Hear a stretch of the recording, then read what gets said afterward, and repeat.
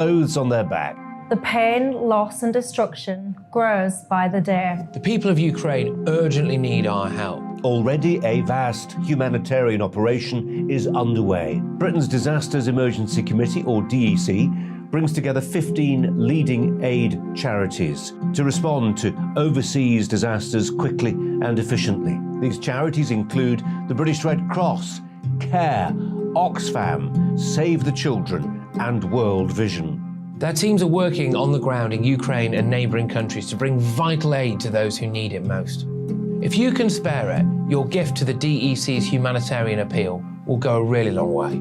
£10 provides essential hygiene supplies for a person for a month. £50 provides blankets for 4 families. £100 provides emergency food for 2 families per month. It's easy to give. You can donate online at dec.org.uk or call the 24-hour donation line on 0370 60 60 900. If you prefer to send a cheque, please post it to the Ukraine Humanitarian Appeal, PO Box 999, London, EC 3A 3AA. To give £10 on your mobile, simply text the word crisis to 70150. Standard network charges apply for calls and you must be 16 or over. Texts are charged at the standard network rate and your £10 donation will be added to your bill. 100% of your donation goes directly to the DEC to save lives and deliver critical support where it's needed.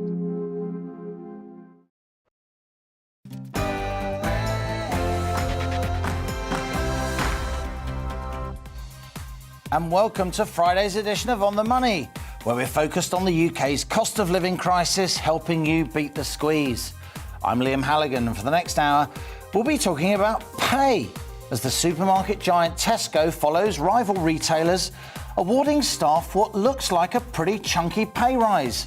But it's still a lot less than the expected rate of inflation, so amounts to a real terms pay reduction. As the cost of living rises, is Britain facing a massive pay cut? We'll hold a detailed discussion while delving also into divorce law, energy bills, and a whole host of other issues relating to your money. That's On the Money, after the GB News headlines with Rosie Wright.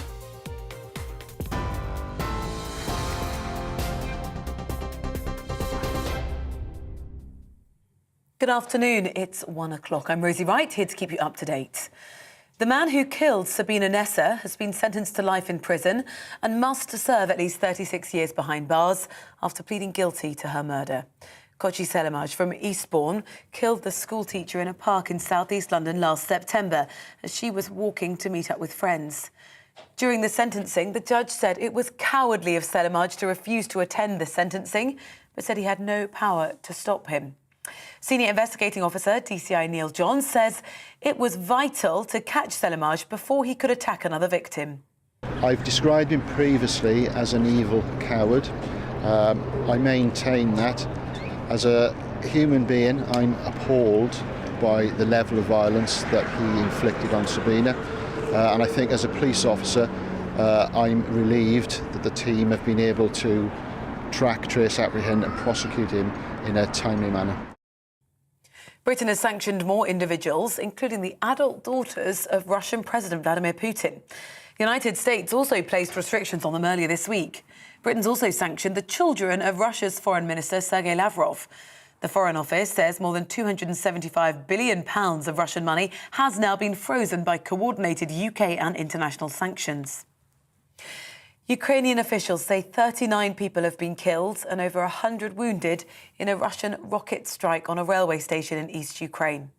2 rockets struck the station in the city of Kramatorsk, which was busy at the time with women, children and elderly evacuees. President Zelensky says Russian forces are cynically destroying the civilian population. The Kremlin denied any involvement in the attack. The governor of the Donetsk region says Russian forces have been firing at civilian infrastructure, including medical facilities. Ukrainian officials warned that it's been impossible to get any humanitarian aid to the city of Mariupol. The UK Ministry of Defence says Russian forces have fully withdrawn from the north and some of those soldiers are likely to be moved to fight in the Donbass region. As of Tuesday this week, 12,000 Ukrainians had arrived in the UK. The Home Office says almost 11,000 came under the Ukraine Family Scheme. Over 1,000 arrived through the Homes for Ukraine sponsorship programme. Almost 80,000 applications have been received by the Home Office from Ukrainians wanting to come here. So far, just under 41,000 visas have been granted. At least 2 people have been arrested after climate activists staged a protest on Tower Bridge. 2 Extinction Rebellion members were seen hanging from the bridge by suspension cords. They'd unfurled a banner that reads, "End fossil fuels now." Police had closed surrounding roads while the incident was ongoing. The musician Dizzy Rascal has been given a community order with a 24-week curfew and a 12-month restraining order for assaulting his ex-fiancée. The grime artist, whose real name is Dylan Mills, was found guilty of attacking Cassandra Jones after a trial in March, with the judge concluding he'd been abusive and aggressive. Boris Johnson has failed to rule out another lockdown should a new coronavirus variant appear. Currently, hospital admissions in England due to COVID have reached their highest level since January of last year. While speaking to GB News, the Prime Minister said he wouldn't take any options off the table in tackling the virus. I can't rule out something, Esther. I can't, say that we wouldn't be forced to do non-pharmaceutical interventions again of the kind that we did. I think it would be irresponsible of any leader, in any democracy, to say that they're going to rule out something that could save life. Boris Johnson was speaking with Conservative MPs Esther McVey and Philip Davies. If you want to see more, the full interview will air tomorrow at 10 a.m. on GB News. Now let's look at some travel news. Airports and airlines have been criticised by the Civil Aviation Authority for failing to recruit enough staff to meet the recent demand for passenger travel. Well, the body's chief executive has condemned disruption experienced by passengers trying to get away for the Easter holiday. He says late notice cancellations and excessive delays are distressing for customers and that they have the potential to impact confidence levels across the industry. Manchester Airport today has asked passengers to prepare for long queues and to arrive 3 hours before their flight to avoid missing it. You're up to date on GB News. I'll bring you more as it happens. Now let's head back to Liam for On the Money.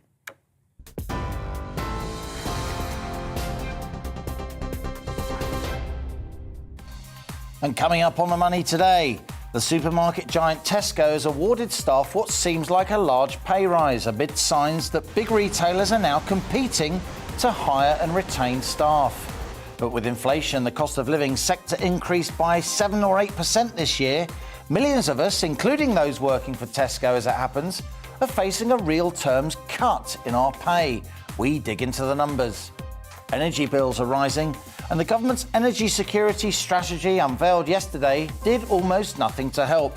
We report from Yorkshire, asking how lower income families are coping. Plus, each day on The Money features an in-depth Money Talks interview. Well, today we're talking divorce after the introduction of new no-default divorces earlier this week. Could that mean fewer bad-tempered breakups with less money going to the lawyers? That's later in the show. And as ever, I want your questions, opinions, ideas. What do you think of the issues raised in today's On the Money? How do they impact you? Email gbviews@gbnews.uk or tweet @gbnews, or me personally @Liam Halligan. And stay with us. This is GB News. I'm Liam Halligan. You're On the Money.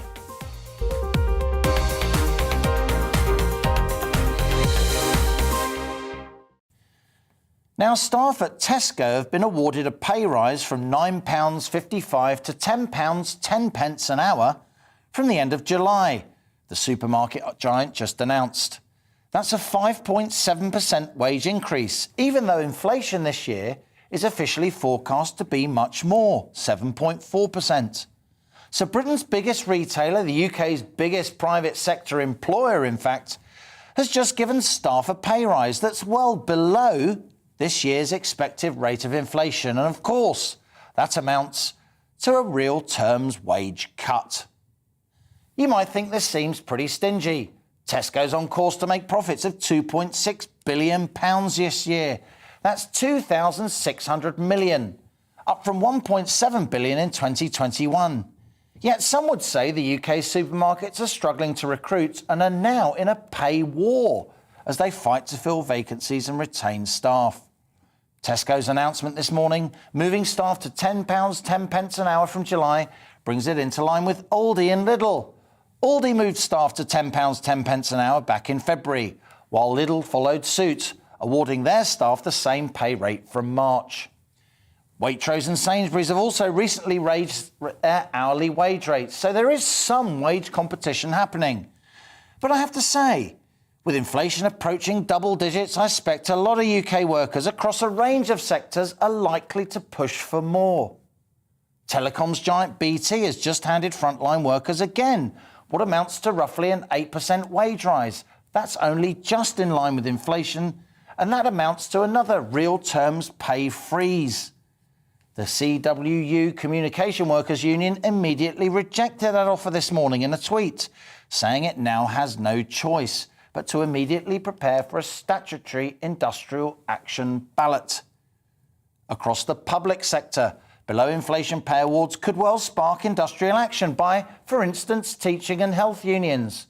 And within the private sector too, particularly where there are skill shortages, workers will also push for higher wages. It strikes me, driving more inflation, industrial action, or both. And that's our On the Money question today. As the UK supermarkets raise pay across the board, but by far less than inflation, is Britain now facing a massive wage cut?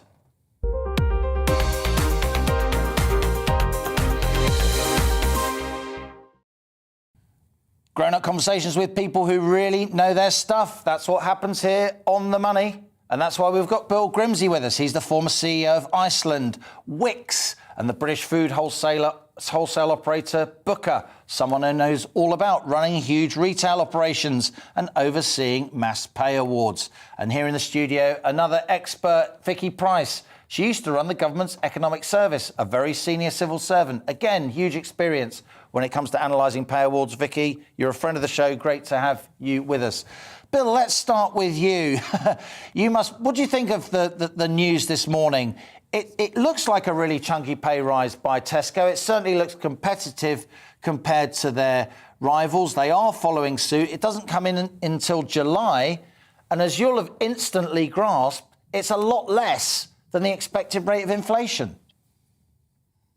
Well, I think Tesco have reached an agreement with Usdaw, and this agreement they've reached, I think, is a good one for Tesco.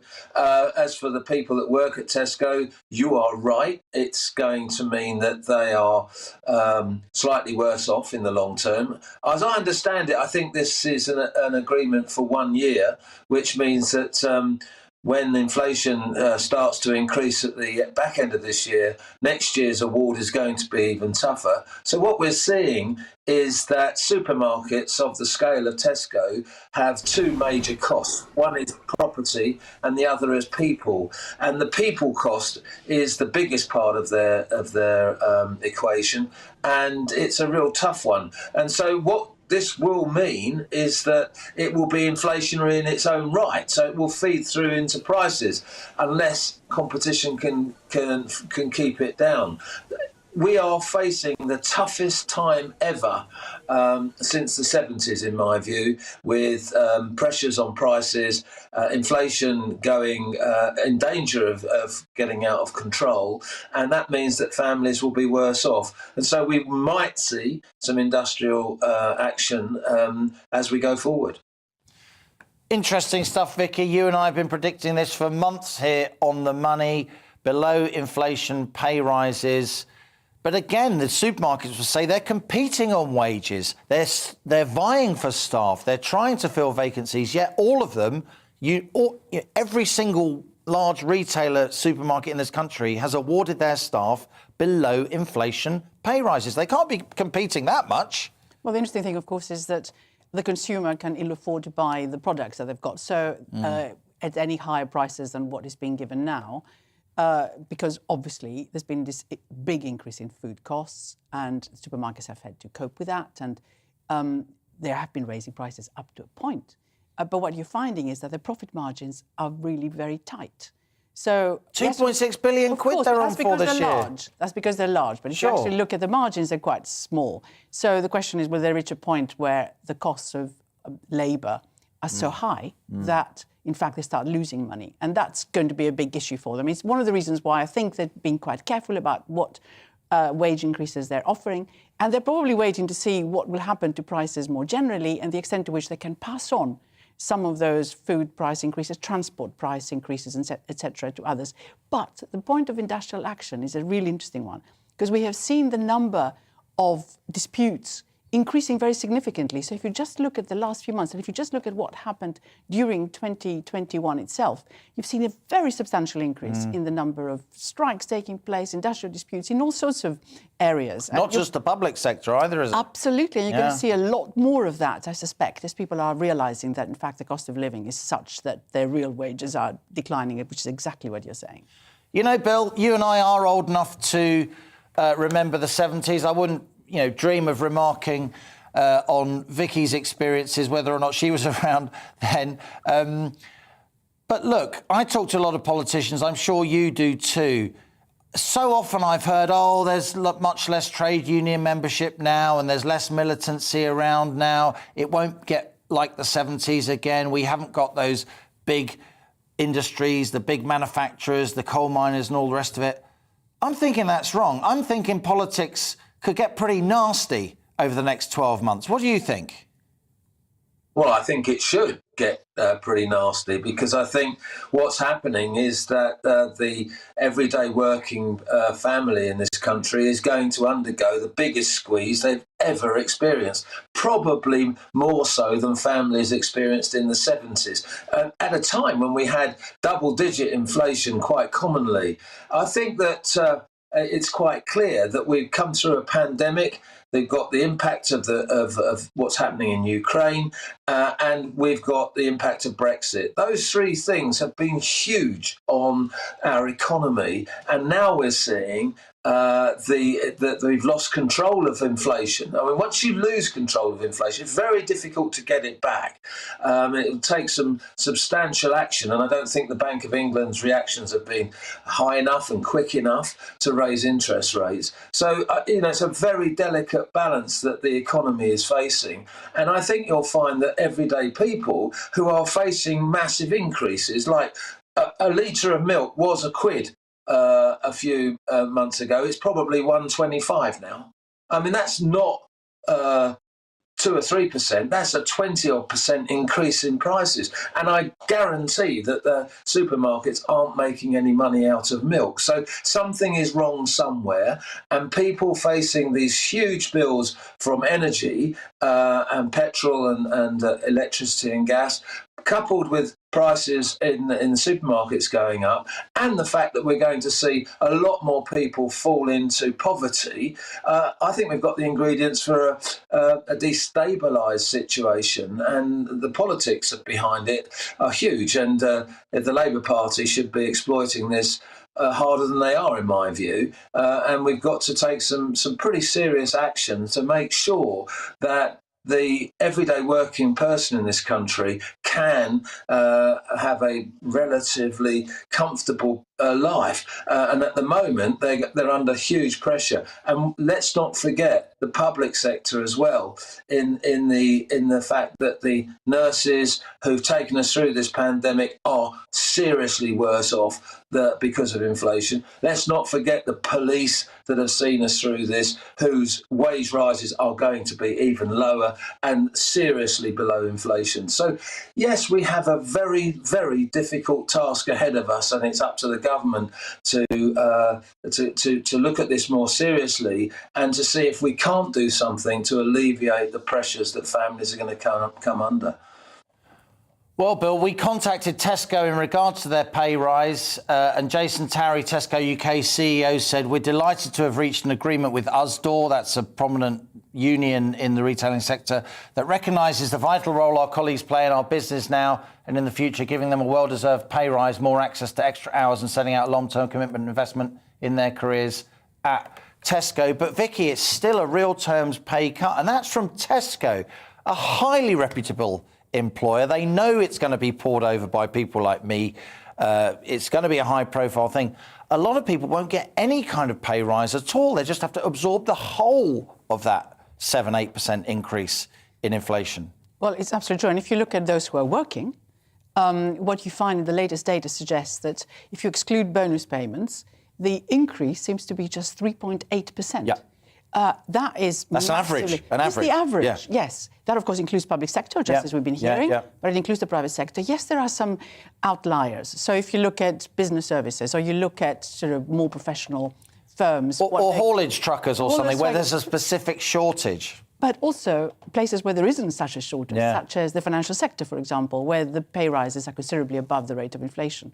So what you find is that there is a difference across. But what is worrying probably for the MPC, the Monetary Policy Committee, the Bank of England, Andrew Bailey, who runs the Bank of England, is that, in fact, pay increases are beginning to creep up. Yeah. And if they begin to creep up and they get completely ingrained into the system, then inflation could well start moving even higher. So we need to look at that from that point of view as well. Well, Vicky, you're staying with us. Bill Grimsey, great to have you with us on the show. A very, very experienced business leader over the years. And Bill's going to be returning to On the Money for an in-depth interview very, very soon. This is On the Money with me, Liam Halligan. After the break, we'll be looking at the egg crisis UK farmers are facing. It's no yoke.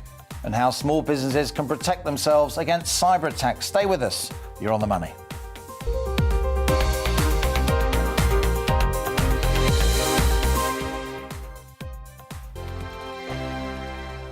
Europe is in the grip of the most devastating humanitarian crisis since World War II. The people of Ukraine are facing unimaginable suffering as their homes are destroyed and their loved ones are killed. Millions of people are being forced to flee for their lives, carrying only their children, their pets, and the clothes on their back.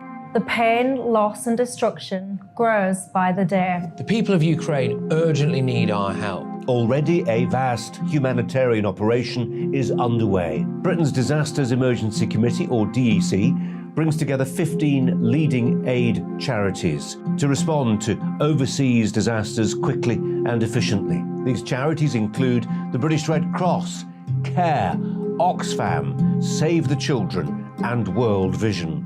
Their teams are working on the ground in Ukraine and neighbouring countries to bring vital aid to those who need it most. If you can spare it, your gift to the DEC's humanitarian appeal will go a really long way. £10 provides essential hygiene supplies for a person for a month. £50 provides blankets for 4 families. £100 provides emergency food for 2 families per month. It's easy to give. You can donate online at dec.org.uk or call the 24-hour donation line on 0370 60 60 900. If you prefer to send a cheque, please post it to the Ukraine Humanitarian Appeal, PO Box 999, London, EC 3A 3AA.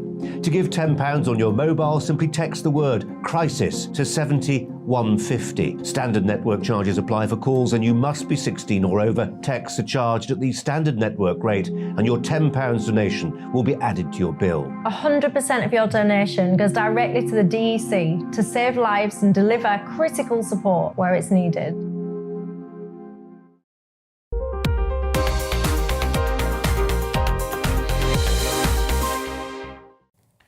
And welcome back on GBTV, DAB Plus Digital Radio and online. It's 1:21 and you're on the money.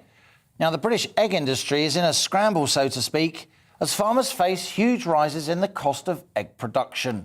War in Ukraine has driven up the price of feed, with many farmers claiming they lose money on every egg they produce.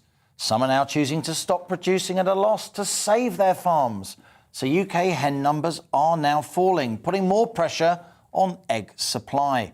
Free-range poultry farmers have called on supermarkets to raise the price of a dozen eggs from around £2.10 to £2.50 to stop smaller producers from closing down. Well, joining me now is Andrew Jorrit. He's chairman of the British Egg Industry Council. Andrew, this sounds pretty serious for a pretty important part of our farming sector. Yes, it is. And what we've seen is unprecedented inflation pressure. We were already under inflation pressure before the war in Ukraine, but the war in Ukraine has doubled our feed prices. Ukraine and Russia account for about 30% of the world's wheat production.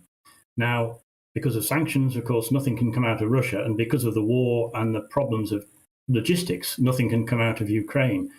We in the UK don't directly use wheat from the Ukraine. We're more or less self-sufficient in wheat in the UK as it happens. But like all these global commodities, like oil and everything else, it's a global price. And what we've seen is that price has just literally gone through the roof. And it's gone through the roof in such a short space of time. I've been in the industry for 45 years, and I've never seen inflation like this. Normally inflation might be 1 or 2%, but at the farm gate level, the cost of feed is about 65% of the cost of producing eggs. And we reckon that the war in Ukraine has added about 30p a dozen to the cost of producing eggs, just because of the cost of feed, never mind all the other inflationary pressures that we have in terms of energy and packaging and so on and things like that.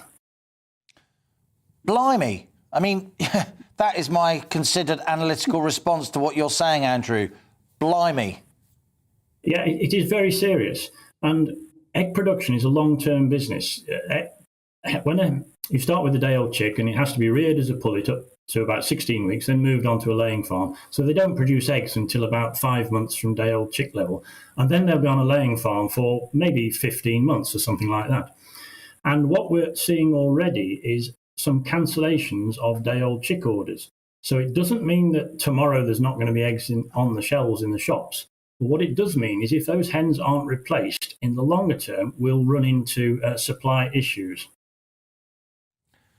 Andrew, I must say, this time last week on The Money, we did a sort of special show on the price of milk.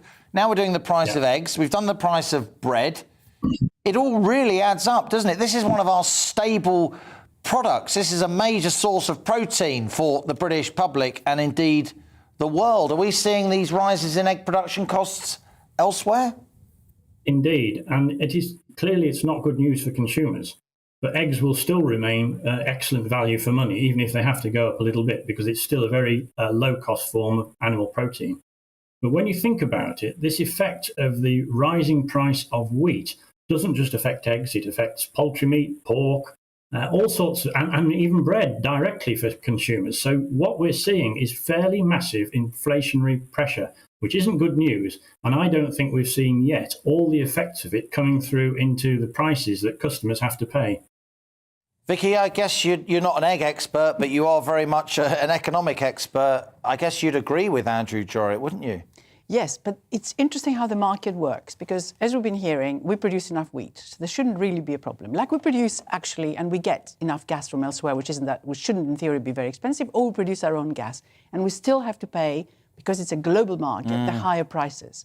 So there is something weird in the way in which the markets operate. In other words, we should have been able to have wheat here, which is reasonably priced, so that these pressures wouldn't be for egg production or anything else that we're worried about.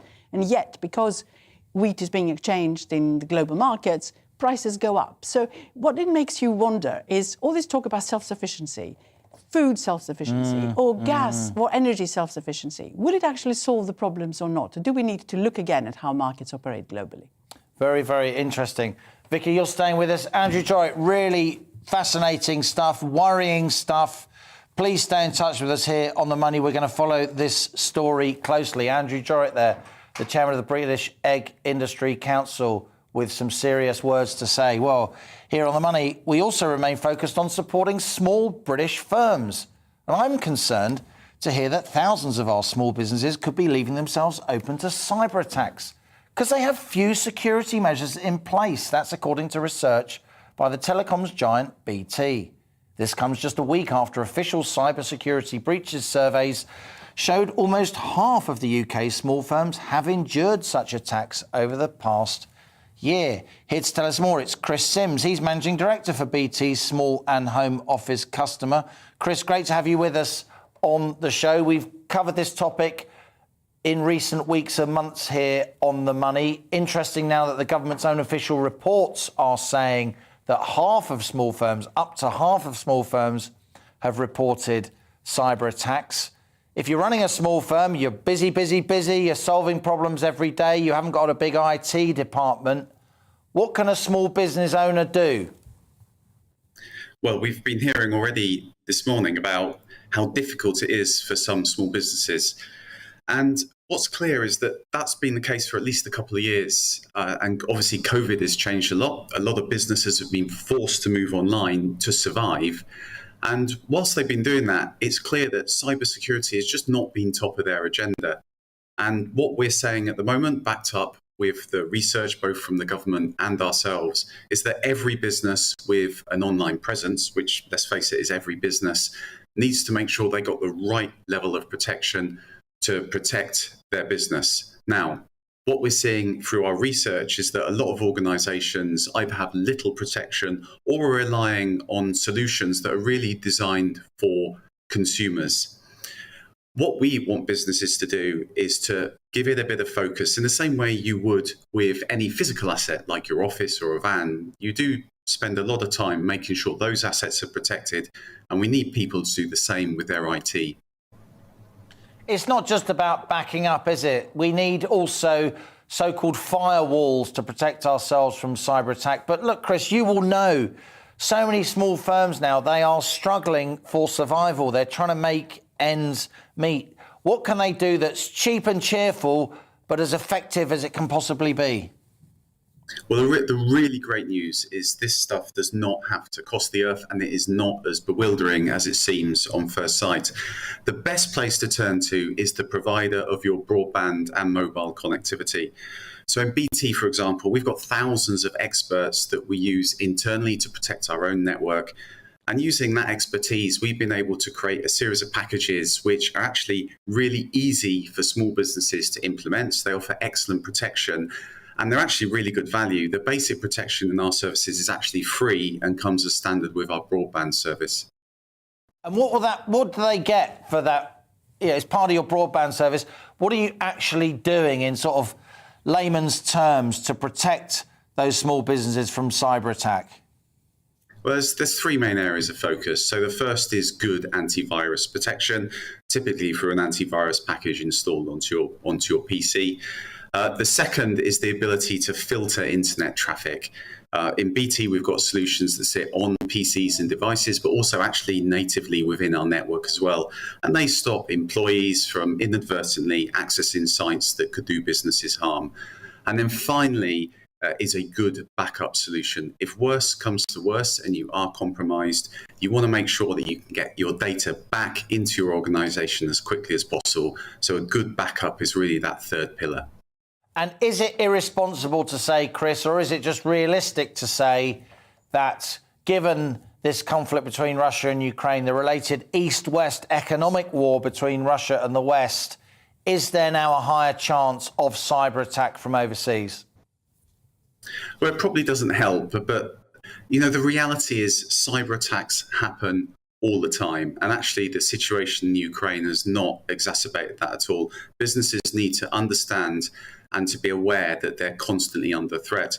And actually, if we look at BT as a massive organization, we're defending against cyber attacks roughly every 45 seconds successfully because we've got the skills and the tools in place. And those tools are available to small businesses as well.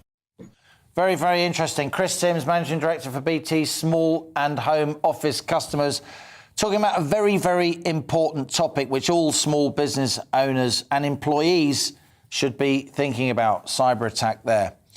Now, this is On the Money with me, Liam Halligan. After the break, we'll be looking at those across the country who are devoting their time to help others during this cost of living squeeze. And coming up also is today's Money Talks interview with Kate Daly. She's co-founder of the online service Amicable.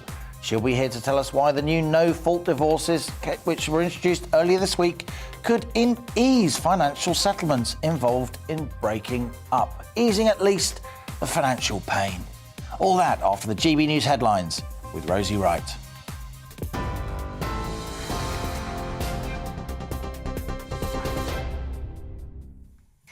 Good afternoon, it's 1:32. I'm Rosie Wright, here to keep you up to date on GB News. The man who killed Sabina Nessa has been sentenced to life in prison and must serve at least 36 years behind bars after pleading guilty to her murder. Kochi Selimaj from Eastbourne killed the school teacher in a park in southeast London last September as she walked to meet up with her friends. During sentencing, the judge said it was cowardly of Selimaj to refuse to attend his sentencing, but the judge said he had no power to force him. Ukrainian officials say 39 people have been killed and over 100 wounded in a Russian rocket strike on a railway station in East Ukraine. Two rockets struck the station in the city of Kramatorsk, which was busy at the time with women, children and elderly evacuees. President Zelensky says Russian forces are cynically destroying the civilian population. The Kremlin has denied any involvement in the attack. At least two people have been arrested after climate activists staged a protest on Tower Bridge. Two Extinction Rebellion members were seen hanging from the bridge by suspension cords. They'd unfurled a banner that reads, "End fossil fuels now." Police have closed surrounding roads while the incident is ongoing. The musician Dizzy Rascal has been given a community order with a 24-week curfew and a 12-month restraining order for assaulting his ex-fiancée. The grime artist, whose real name is Dylan Mills, was found guilty of attacking Cassandra Jones after a trial in March, with the judge concluding he'd been abusive and aggressive. You're up to date on GB News. We're on your TV, online and DAB+ radio. Don't go anywhere. Liam will be back shortly with On the Money.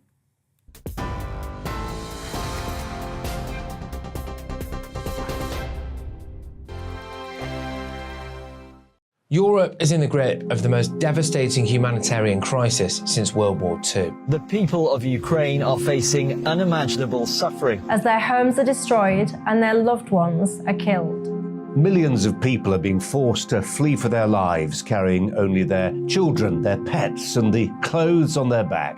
The pain, loss and destruction grows by the day. The people of Ukraine urgently need our help. Already a vast humanitarian operation is underway. Britain's Disasters Emergency Committee, or DEC, brings together 15 leading aid charities to respond to overseas disasters quickly and efficiently. These charities include the British Red Cross, CARE, Oxfam, Save the Children and World Vision. Their teams are working on the ground in Ukraine and neighbouring countries to bring vital aid to those who need it most. If you can spare it, your gift to the DEC's humanitarian appeal will go a really long way. £10 provides essential hygiene supplies for a person for a month. £50 provides blankets for 4 families. £100 provides emergency food for 2 families per month. It's easy to give. You can donate online at dec.org.uk or call the 24-hour donation line on 0370 60 60 900. If you prefer to send a cheque, please post it to the Ukraine Humanitarian Appeal, PO Box 999, London, EC 3A 3AA. To give £10 on your mobile, simply text the word crisis to 70150. Standard network charges apply for calls and you must be 16 or over. Texts are charged at the standard network rate and your £10 donation will be added to your bill. 100% of your donation goes directly to the DEC to save lives and deliver critical support where it's needed.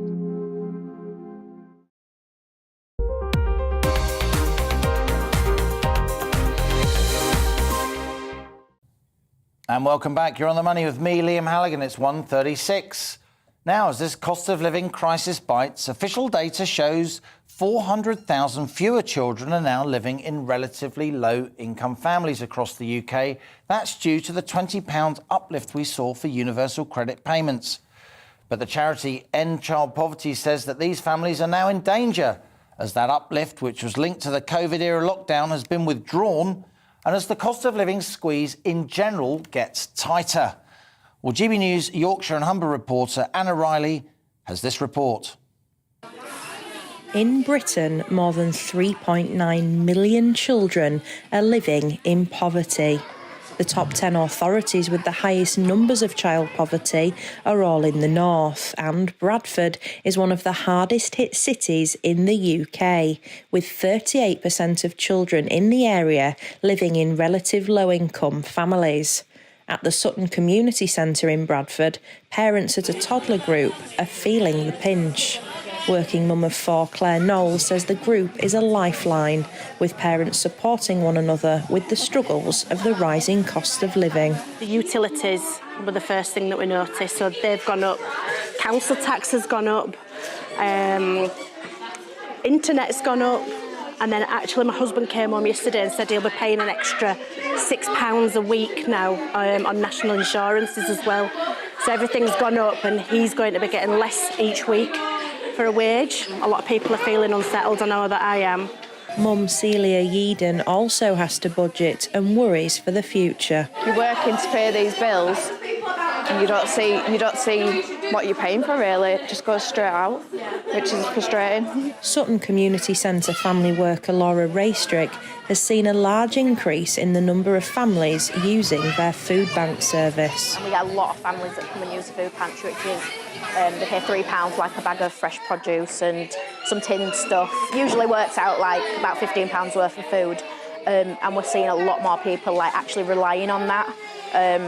Then it started off that it was like a little bit of a top-up to help people out through the week, and we're getting a lot of families where that's actually their main shop, like food shop a week, and it ain't even enough food to be a food shop. Joseph Howes, chair of End Child Poverty, is frustrated that child poverty reduction measures were missing from the government's Levelling Up paper. He wants politicians to create a roadmap to reduce levels of child poverty. We've seen things like the Levelling Up agenda from the government. If you look at the numbers here, we're talking about 3.9 million in poverty, 3.9 million children. How can that not even be referenced in a Levelling Up agenda? I don't understand it. From wherever you come from politically on this, I don't understand how that's not considered within a Levelling Up agenda. In response, a government spokesman said that they're giving $22 billion of targeted investment to help low-income households, along with putting an average of £1,000 more per year into the pocket of working families via changes to universal credit. For now, mums in this group are grateful for the community support they're receiving and will continue to budget in the best way they can. Anna Riley, GB News, Bradford. Fabulous reporting there from Anna Riley. So as we've just heard, there are many brilliant people trying to help others, help each other, help their communities through these difficult times. And Gemma Hatvani is one of them. She set up Energy Support and Advice UK, a Facebook group bringing together energy experts with those struggling to pay their energy bills, providing support and advice. And the Facebook group's turned into a company that now has over 40,000 members, with Citizens Advice Bureau showing their support as well. Well, we're joined now by Gemma. She is the CEO of Energy Support and Advice UK, and her colleague, Joe Cummings. Guys, thank you for appearing here on the show. You all have heard that report there from Anna Riley from the great Yorkshire city of Bradford. It's happening in a lot of places, isn't it? Yeah, it's awful. That was a really, really difficult report to watch, definitely. It is heartbreaking, and we're hearing stories. People are off supply. Just for instance, yesterday we've got a mum of 2 children who hasn't had any gas and electricity all week. She can't cook, she can't wash her clothes. And the stories that we're hearing every day are absolutely heartbreaking. Something's got to change. We need help now. Well, from the safety of the GB News studio down in London, when Rishi Sunak gave that spring statement, the moment he sat down, I turned to my colleague and friend Gloria De Piero, who is from Bradford. It's where she grew up, in a working class family. And I said to her, how can he not do anything for people on benefits? Benefits are set to go up just 3.1%, as they just did at the start of April. And the cost of living is going up by 7 or 8%. How did you two feel when you heard that spring statement from the Chancellor? Gutted, yeah. Gutted. I remember watching it, and I don't know which MP it was that shouted, was that all? I was like, is that it? You know, people are below the breadline. You know, the breadline was one thing. This is people having nothing, absolutely nothing, and they can't see a way out. We're working 24 hours a day, 7 days a week at the moment, all around the clock to help people. And today, already this morning, when I turned on my phone, I get very little sleep. We've got 3 people in crisis already. Again, they've got no electricity, they've got no gas, they've got no food. And 3 people, it's just crazy. The numbers are rising exponentially every day with the people that are currently in crisis. Accused of being a bit gloomy here on The Money over recent weeks and months by some of our viewers and on social media and so on. And yet here we have two young women who are linchpins of their community reporting honestly and openly that there is genuine poverty at an increasing rate in some of our cities, here in the fifth biggest economy in the world. Absolutely. We've had poverty, of course, for quite some time. Even when times are good, there are still pockets of poverty there. And we've seen that, of course, reflected in the health issues that people that, with lower pay in poorer neighbourhoods suffered more during COVID than others did. And that's been an example of what inequality has done in society. And the interesting thing, though, when you look at the levelling up, which was mentioned earlier, the paper itself, is that it is focusing on redistributing to those regions which have been, more, badly affected.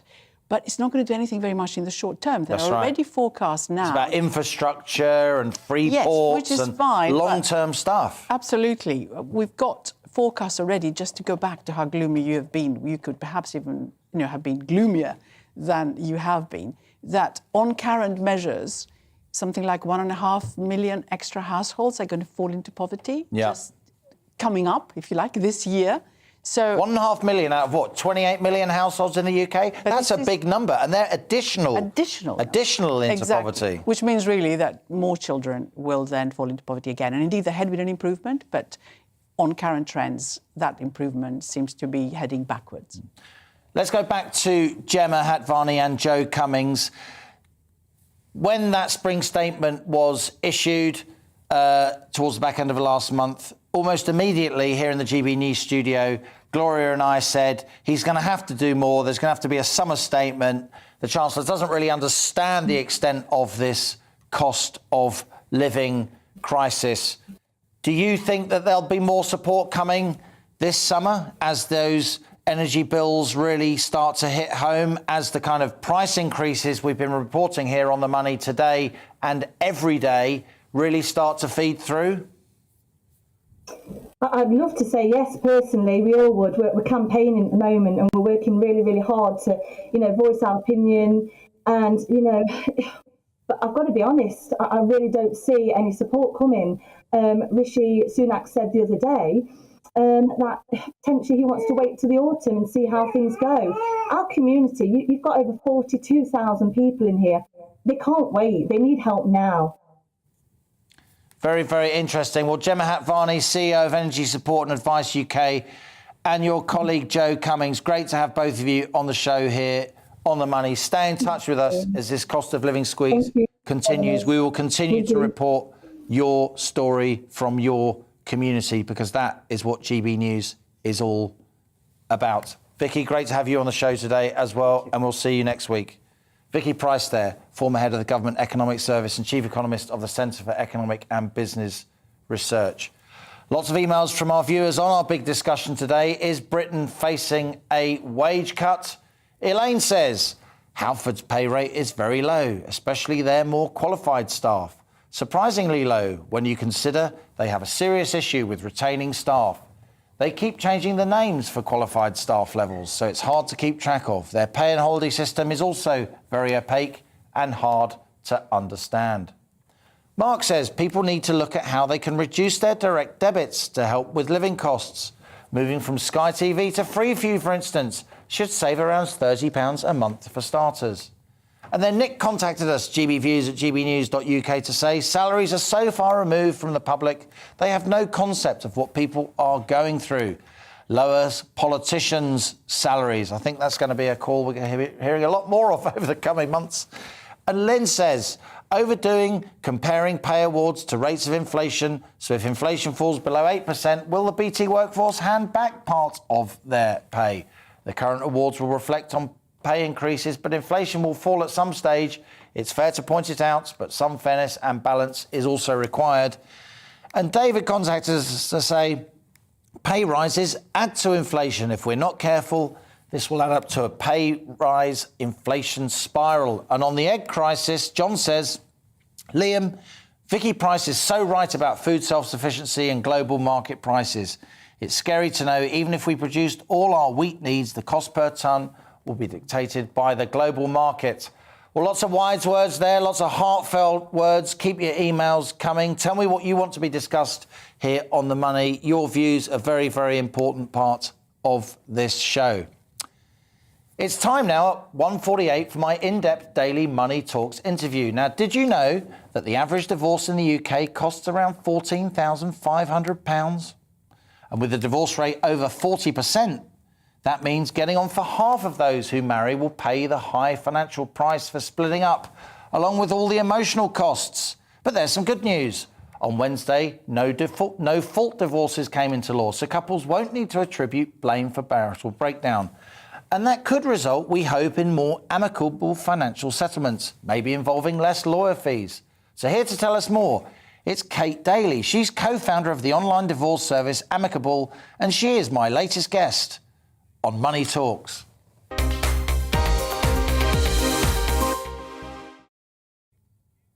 Kate, great to have you on the show. What do you think of this new no-fault divorce? Will it lead to more amicable settlements? Will there be less lawyer fees involved? Well, no-fault divorce will take the toxic elements of blame, fault and recrimination out of the divorce process. And we know that conflict equals cash in a divorce. You said that before. So absolutely, it will help families start the process off on the right footing, and it will lead to a better opportunity for people to really focus on the important things, which are their children, and then how you're going to split the finances. So yes, I do think it will lead to more people having an opportunity to do things in a more cost-effective way. Now, I can't remember when I read it 10 years ago or so, learning that a third of marriages end in divorce and thinking, blimey. But now, as we were preparing today's show, we learned that it's 40% or 42% of marriages end in divorce. Yeah. Why are we getting divorced so much more, do you think? Well, I don't think we are getting divorced so much more. If you look at rates, the marriage rate is dropping and the divorce rate is also dropping. So actually what we're seeing are more people cohabiting. And cohabiting relationships are 5 times more likely to break down. So even those people who are cohabiting need to sort out children and financial arrangements. So sorting things out in a more amicable way is going to have to be the sort of remit of more people, certainly in the country, as more people go into relationships that are less stable. Now, your business provides a sort of online, a mediation service. What would your advice be to Kate, to couples who sadly do feel that they're breaking up, but want to try to keep it, nice? They want to try to stay friends, not least for the children, if there are children involved, and not least because they want to pay less money to lawyers who are mediating and so on. Divorce does cost money. You've got to pay a fee to the government for starters, haven't you? Yeah. But how can they keep it nice? What would your advice be? So I think the most precious commodity you have when you're going through a divorce and you're being ripped apart emotionally and financially is cooperation. So trying to find a process where you can both come together to negotiate your settlement is absolutely key. So solicitors in this country aren't allowed to work with couples. So immediately if you go the lawyer route, you set up two opposing sides, you're doubling the cost. And of course, we know that lawyers always add VAT to their bills as well, so you're never quite sure what you're getting. The meter's always running. The meter's always running. So trying to find a process like Amicables where you can come as a couple, where you can do it with a very clear, transparent, fixed fee, and you can really start to be cooperative, and you have somebody helping you to negotiate and coach you through the emotional journey, as well as looking at the financial and legal journey. That's absolutely critical. So pick your process carefully, because if you go straight to a lawyer, as a lot of people do, and they don't realise you don't have to use a lawyer in order to get divorced. But if you do that knee-jerk, run off and hear your best-case scenario, your ex gets a letter, they run off and get their lawyer, and you have a battle of the lawyers. That's not a cost-effective way of divorcing. Is the UK unusual in that solicitors can't work with both parties in a divorce? I guess you guys aren't solicitors because if you were, then you couldn't work with both sides, right? Yeah. But you do know your way legally through through the jungle and the red tape. So you're actually making a business out of the fact that you aren't registered solicitors, but you are experts in this area. Absolutely. So Amicable is an expert service for helping people navigate divorce, but as a couple rather than as an individual. And it's true that in most jurisdictions, a solicitor can't work with a couple. A solicitor's job is to represent the individual best interests. And what we recognised and how Amicable came about was I had my own train wreck divorce. It cost tens of thousands of pounds, and I'm not a rich person, but it cost tens of thousands of pounds. Your own divorce? My own divorce. It led to the complete breakdown of any hope of co-parenting our children. It had financial and emotional repercussions, and still does. The ripple effect goes on for decades. So having been through that experience, it felt very important to set up something that worked with the couple and helped that cooperation rather than pitched people against each other, parent against parent, and creating that two-sided argument. If you entrench yourself in positions, it's very much harder to focus on what's really right for the family and particularly any children. You know, so often here on The Money, on this Money Talk slot, privileged to meet business leaders, people who've become entrepreneurs, but so often the story's the same. They saw something in their life that they wanted to fix, and so they set up a business to fix it. Just the other day, it's completely different. Please don't feel insulted. We had a really interesting guy. He was a churchgoer. He saw that churches couldn't set up websites easily, so he set up this software helping churches to set up websites because he thought that was a problem that needed to be solved in the world. Now he employs 14, 15 people. You went through a nasty divorce. I'm really sorry to hear that.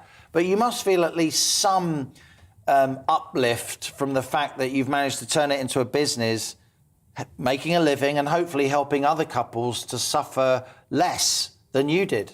Well, that was the motivation. When something so awful happens to you, I think you do look for a way of trying to make it better and help other people. So it's very important that the experience I had, it enabled me to see it from a consumer perspective. And everything we do at Amicable is driven from the consumer's perspective, and that's what makes it a much better experience for people. We're not driven by the law, we're driven by the consumer experience. We work with the law and we help people with their finances, but it's really important that we understand how people are feeling when they go through such an horrific event as a divorce. Well, Kate Daly, really interesting to talk to you. I'm sorry about what happened to you, but I'm delighted you've set up your business, and all the best of luck with it. Thank you very much. Kate Daly there, who co-founded Amicable, a company that helps you to divorce without, hopefully, falling out too badly. That's all we've got time for today. Thanks for joining me here on The Money. I'll be back on Monday, continuing to focus on the cost of living crisis and helping you beat the squeeze. This is GB News on TV, DAB+, digital radio and online. I'm Liam Halligan, and that was the week that was of On The Money. Hello, Alex Deakin here with your latest weather update from the Met Office. The weekend will be fine and dry for most, and that's what we've got today. It's still pretty cold out there, however. The wind's perhaps not quite as strong as the past couple of days. And it's not dry and fine everywhere. This area of low pressure has been scooting its way up through the channel, bringing some wet conditions along the south coast. Certainly a pretty grim day across the Channel Isles, wet and at times quite windy here. But that rain is edging away from the south coast. Many places dry and bright. We still have a cold wind blowing, particularly across the northeast, where we'll see some sleet showers, some snow over the hills. A few rain showers developing across southern England this afternoon as that wetter weather clears away. And for many, as I said, it's dry and it's bright. Temperatures below average for the time of year, still feeling pretty chilly, but out of the breeze, we might get up to 13 Celsius in the south. That wind, though, is still strong and still cold across the northeast. Still further snow showers over the high ground here into low levels.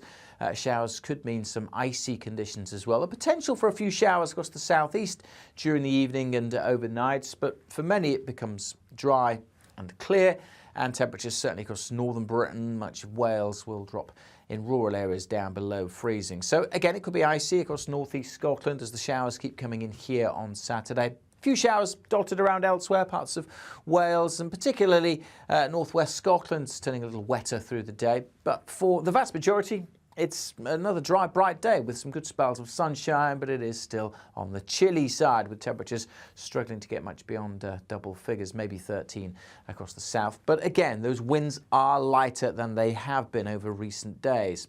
Light winds and clear skies will allow frost to form for many as we head through Saturday night and into Sunday. Still some wet weather across Scotland, still some sleet and snow mixed in here. For many, Sunday starts with a frost, but again dry and bright, although it will cloud over in the west later. Maybe a few spots of rain for Northern Ireland. Signs of things getting warmer next week.